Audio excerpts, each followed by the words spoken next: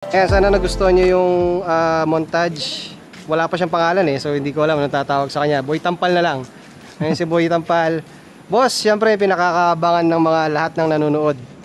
Magkano na yung nagastos dito sa motor mo? Mahigit kumulang, hindi sosobra.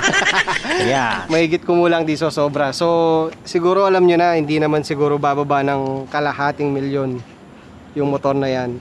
Kasama na ba yung motor doon? Pwede na sama. Pwede na, pwede na isama. Kasi ang problema, ano kasi sinabi mo sa akin kanina, boss? Bunot. Bunot lang ng bunot. Ayan, bunot lang ng bunot. Siyempre, pag-alaga mo, Diyos ko, di ba? Yan yung gagawin mo eh. Siyempre, nakamura siya since siya yung gumagawa ng motor. Pero yan. Wala nang labor yung Walang kaibigan mo yun. Sa kay Boy Tampal na yan. Sobrang lakas niya kanina. Nakita niyo naman dun sa vlog. Grabing umalis yung motor niya. Ayun boss, baka may gusto kang i-shoutout pala sa mga tropa. Kaya shoutout sa mga bugok na Boss, yan. lapit kayo! Yung mga bugok-bugok na yan. Ayun.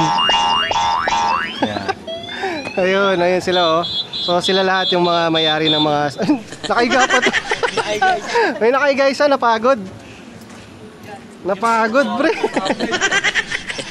Ang helmet ko, nasaan? Napagod. Ano boss?